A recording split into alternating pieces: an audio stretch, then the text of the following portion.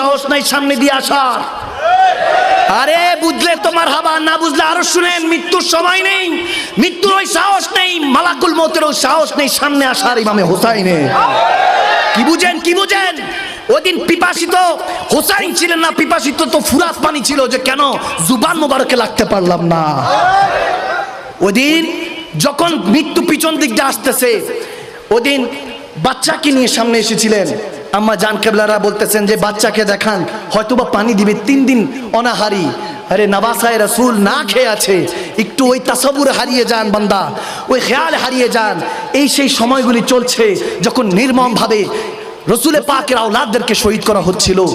এই সেই সময়গুলি চলছিল যখন ছোট্ট 6 মাসের আলী আসগরকে নেওয়া হলো, তীর দ্বারা রক্তাক্ত করা হলো, শহীদ করা হলো। উফ করার সুযোগ পেলেন না, উফ করার সুযোগ পেলেন না।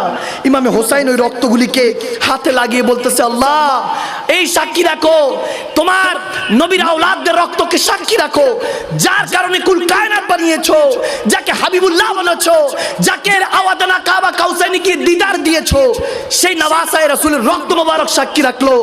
উম্মতে মুস্তাফাকে মাফ করে দিও আল্লাহ। তিনি সেদিন এই হাতে রক্ত নিয়ে, আলী আসগরের রক্ত মোবারক নিয়ে আল্লাহকে দেখিয়েছেন, আল্লাহ ক্ষমা করে দিও। যখন এভাবে বলছেন, ইমামে হোসাইন শাহাদাতে জাম পান করলেন।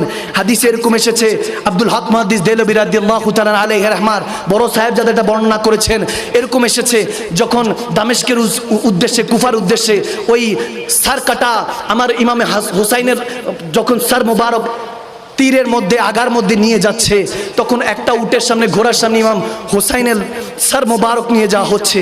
এর আগের ঘটনা আমার বলার মতো সাহস নেই, আমি সহ্য করতে পারবো না, পার্সোনালি মাকদুম সালমাদানি, আমার সাহস নেই। ওদিকটা বলবো কি বর্বরতা চালিয়েছে, আমার সাহস নেই। এই জুবান দিয়ে ওই কথাগুলি বলবো, আমার সাহস নেই বাবা।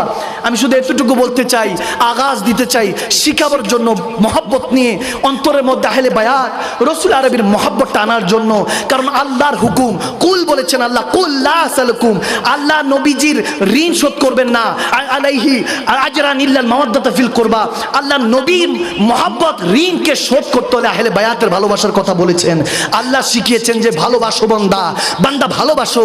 ওই কথাই বলছি, যখন তীরে করে নিয়ে যাচ্ছেন আমার হোসাইনে কারবালার, যখন সার মোবারক নিয়ে যাচ্ছেন, ওখানের মধ্যে মা জায়নাব, সৈয়দা জায়নাব ছিলেন, আমার খাতুনে জান্নাতের সাহেবজাদি, আমার রসুল আরবের শাহজাদি। তিনি যখন ওইখানে ছিলেন, তিনি আস্তে আস্তে দেখতেছেন যে একজন ডাক দিয়ে, ওখানে একজন শাহজাদা শুধু বেঁচে গিয়েছিলেন, ইমাম জাইনুল আবেদিন। তিনি বলতেছেন যে আম্মা জান দেখেন তো সবাই ঠিক আছে কিনা, যারা রসুলের আরবির যারা বংশধররা গিয়েছিলেন তারা কি আছে কিনা। তখন সৈয়দা জায়নাব তিনি বলতেছেন, অমুককে ডাকছেন, সবাই লাব্বাইক